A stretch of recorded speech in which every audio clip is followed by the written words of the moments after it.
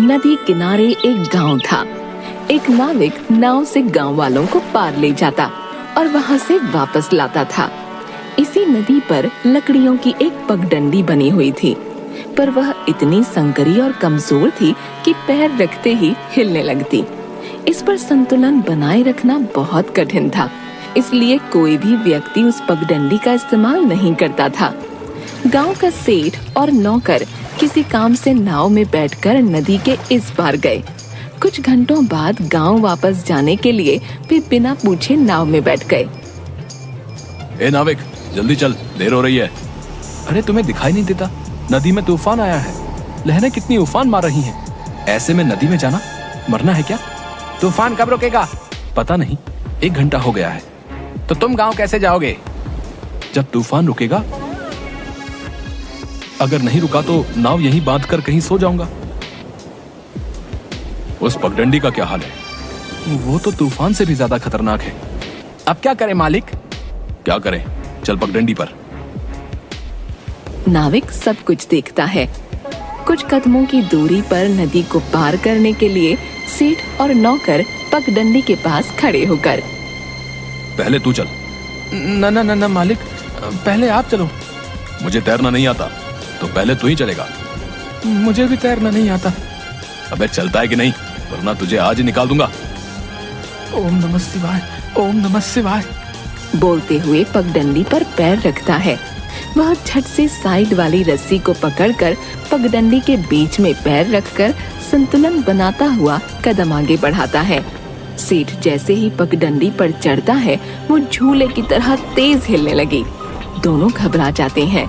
मालिक, बीच में जाओ वरना दोनों गिर जाएंगे। सेठ किसी तरह पगडंडी के बीच में खड़ा होकर संतुलन बनाता है। दोनों धीरे धीरे एक एक कदम बढ़ाते हुए नदी के बीच में पहुंचे तो सामने गांव की ओर से एक मजदूर आता दिखाई दिया। उसने एक हाथ से सिर पर लकड़ियों का गट्ठर पकड़ा हुआ था और दूसरे हाथ से पगडंडी की रस्सी। हे भगवान, अब ये कौन आ रहा है?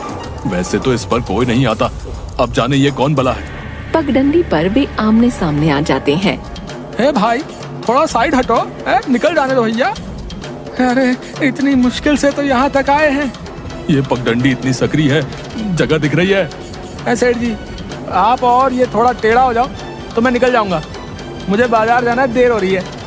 नौकर थोड़ा टेढ़ा होने के लिए कदम उठाता है कि पगडंडी हिलने लगती है और सेठ अपना संतुलन खो देता है।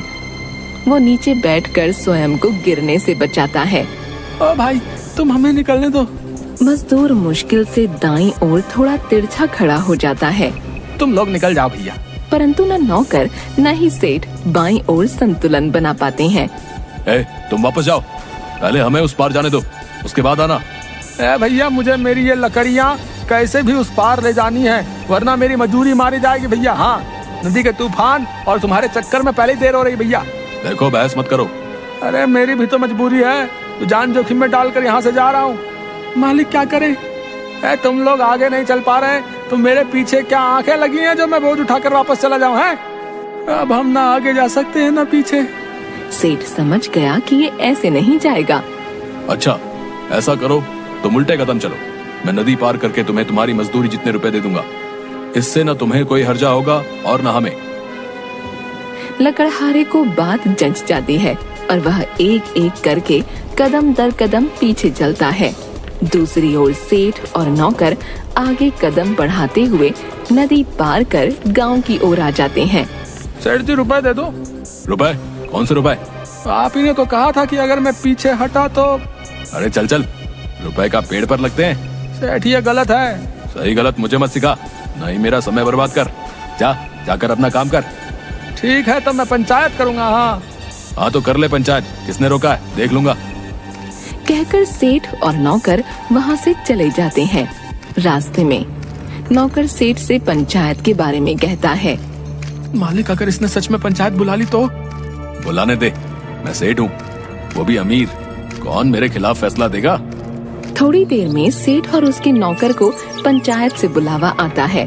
पंचों के साथ गांव वाले भी थे। ये भी आ गया। लगता है नदी का तूफान थम गया। हाँ भाई, सेठ, ये मजदूर कह रहा है कि तुमने इसे नदी की पगडंडी से उल्टे पांव वापस जाने के लिए रुपए देने का वादा किया था, पर दिए नहीं है। क्या ये बात सही है? नहीं, ये झूठ बोल रहा है। मैं भला ऐसा वादा क्यों करने लगा? तुम बोलो, सच क्या है? मैं क्या बोलूं, मुझे थोड़ा कम सुनाई देता है, तो मैंने किसी बात पर ध्यान नहीं दिया। सेठ झूठ बोल रहा है, ये अपनी बात से मुकर गया है। क्या तुम अपनी बात सच साबित कर सकते हो? हाँ, ये नाविक भी वही था, इससे पूछ लो। सरपंच जी, मैं वही था। आज नदी में तूफान आने के कारण दूसरी ओर रुका हुआ था। मैंने मजदूर को पगडंडी से वापस लौटते हुए और सेठ को चिल्लाते हुए देखा था। ये नाविक इसके साथ मिला हुआ है। इन दोनों ने मिलकर मेरे खिलाफ पंचायत बुलाई है। मजदूर कुछ क्षण चुप रहता है। तुम्हें कुछ और कहना है? आज पगडंडी पर कौन कौन गया है? उसके आसपास भी कोई नहीं जाता।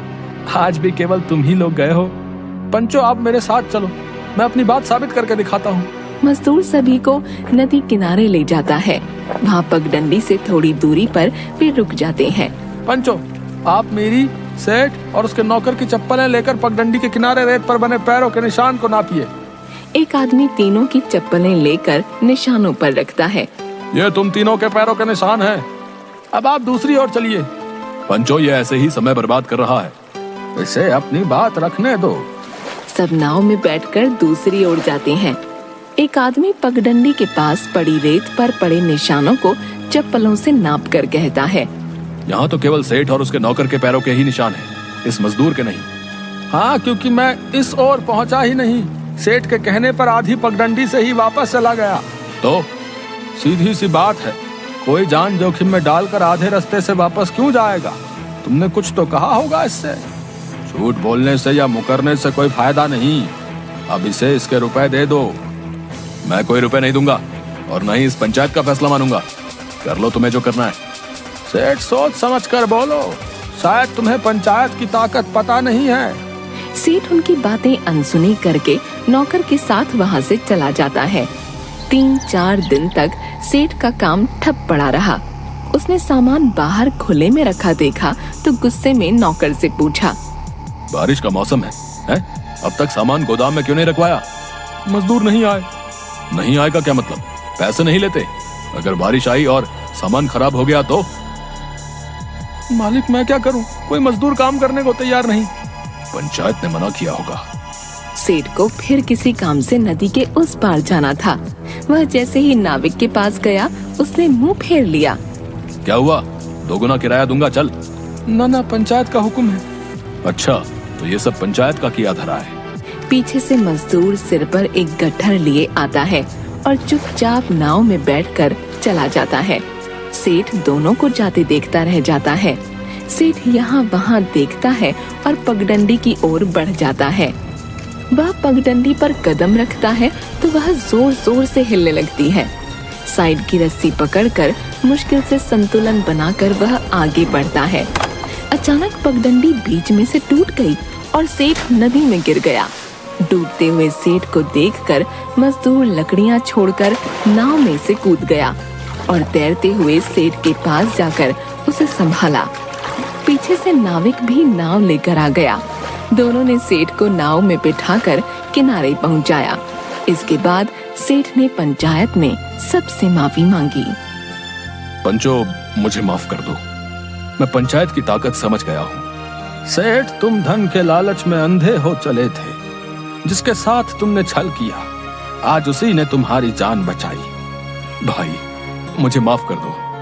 मुझे अपनी गलती का एहसास हो गया है।